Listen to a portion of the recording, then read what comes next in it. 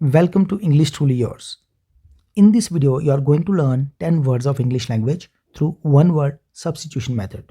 So let's go. The amount of money that is owed by someone to someone else. किसी एक आदमी ने किसी दूसरे आदमी को कुछ पैसे देने हैं. The amount in context remains unpaid. और जो अमाउंट की हम बात करें वो अनपेड है ओवर टाइम. काफ़ी टाइम से वो ड्यू है, अभी पे नहीं किया गया, तो अमाउंट कलेक्ट हो जाता है and is therefore due to be paid to the payee. और अब वो ड्यू है पेई को देने के लिए. पेई मतलब जिसे पैसा जाना है, उसके लिए बहुत सारा अमाउंट ड्यू हो गया एक पर्सन द्वारा. उस अमाउंट को हम क्या कहते हैं? That amount of money is known as arrears. Arrears कहते हैं उसे हम, जो अमाउंट इकट्ठा हो गया पे करने के लिए. आपकी वो लाइबिलिटी पड़ी है जो पैसा देने की, अरियर्स. नेक्स्ट देखते हैं. An amount of money paid at one time not paid in parts. कोई अमाउंट जो इंस्टॉलमेंट्स में भी दिया जा सकता है, लेकिन आप इंस्टॉलमेंट्स मान लो 20 इंस्टॉलमेंट्स में जाना है 1000 तो 20,000 हुआ. अगर आप उसे इकट्ठा पे करते हैं तो उसे हम कहते हैं अमाउंट पेड इन लंप सम या पेड एज लंप सम. इकट्ठा अमाउंट दे देना इंस्टॉलमेंट्स की बजाय. नेक्स्ट देखते हैं. The amount of money paid to free someone from captivity और detention specially by an extortionist. Extortionist वो होते हैं जो लोगों से पैसा मांगते हैं. किस तरह से मांगते हैं? फिरौती के तौर पे. जैसे किसी को फ्री करना है आपने कैप्टिविटी से, कैप्टिव बना लिया, बंदी बना के रख लिया किसी ने, किसी को डिटेन कर लिया, कहीं पर किडनैप करके ले गए या कहीं पर रोक के रखा और फिर फ़ोन करके बताया या इन्फॉर्मेशन भेज के कि अगर इस पर्सन को तुम फ्री करना चाहते हो तो इतना अमाउंट पे कर दो. तो उसने वो फिरौती का जो अमाउंट मांगा उसे हम कहते हैं रैंसम. रैंसम वो अमाउंट ऑफ मनी जो आप पे करेंगे उस पर्सन को फ्री करने के लिए. रैंसम फिरौती का अमाउंट, पैसा. Of or belonging to the early time in the ancient past. Past में काफ़ी पुराने टाइम में, एंशिएंट प्राचीन समय में, belonging to the early time बिल्कुल शुरू का टाइम हम जो अज्यूम करते हैं अर्थ का होगा उस वक्त का. अगर कोई चीज़ है रेफरेंस तो उसे हम कहते हैं primitive, of the primitive times. बिल्कुल जब अर्थ शुरू हुई थी उस वक्त का शुरू का प्रिमिटिव. नेक्स्ट देखते हैं. ऑफ टू पीपल और events existing at the same time parallelly. Parallelly अगर दो पर्सन्स इकट्ठे किसी टाइम पर कहीं पर रहते हैं या फिर दो इवेंट्स इकट्ठी किसी टाइम पर होती हैं तो उन इवेंट्स को हम क्या कहते हैं? Those events are contemporary.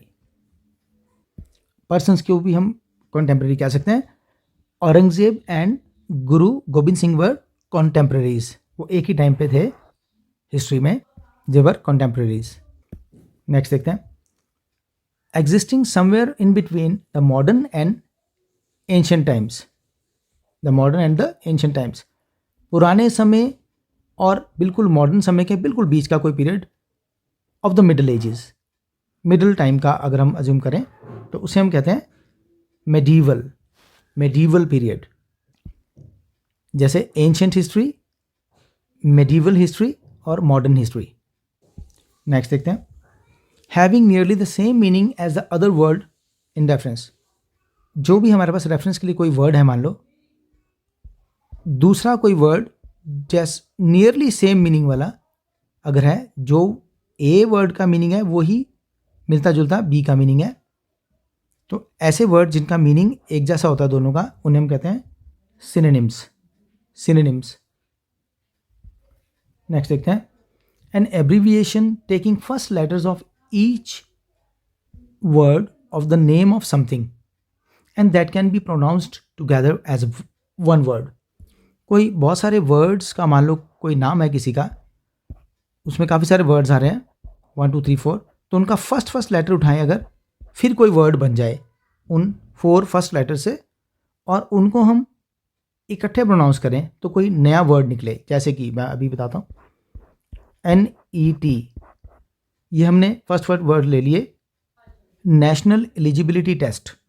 यहाँ से N उठाया, यहाँ से E और यहाँ से T, तो बन गया NET.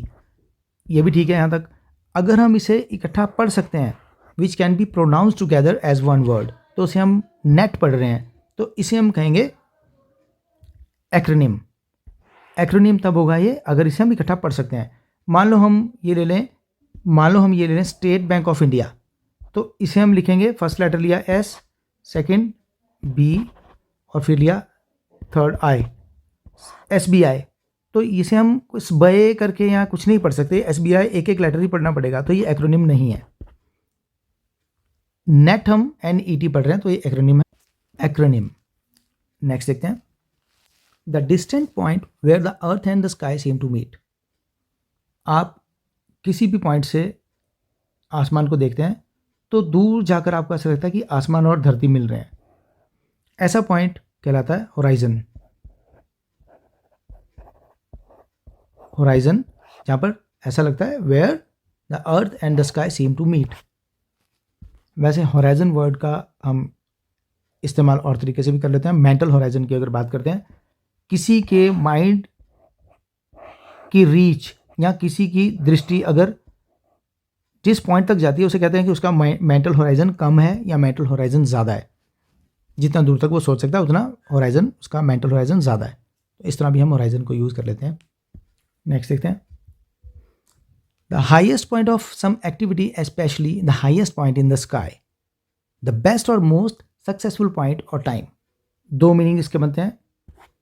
Highest point in the sky, आसमान में सबसे ऊंचा जो हम अज्यूम करते हैं पॉइंट होगा वो, या फिर किसी एक्टिविटी का ऐसा टाइम जिसमें वो सबसे ज़्यादा सक्सेसफुल है, हाईएस्ट पॉइंट पे अपने वो एक्टिविटी है, तो उसे हम कहते हैं जेनिथ। हम ये कहते हैं कि आजकल हमारी कंपनी की मार्केटिंग एक्टिविटी अपने जेनिथ पर है। जेनिथ पर है मतलब सबसे टॉप पर है, बहुत ज़्यादा अच्छे से चल रही है। तो जेनिथ मतलब highest point of some activity और highest point in the sky, जो हम अज्यूम करते हैं कि हाईएस्ट पॉइंट होगा आकाश में, जेनिथ। सो डियर फ्रेंड्स, ये थे आपके आज के वीडियो के 10 इंग्लिश के नए वर्ड्स। आई होप आपको अच्छे से समझ में आए होंगे। वीडियो अच्छा लगा हो तो लाइक शेयर और कमेंट कीजिएगा। आपके कमेंट्स मेरे लिए बहुत इंपॉर्टेंट हैं, और चैनल को सब्सक्राइब ज़रूर कीजिएगा। Thank you, thanks for watching.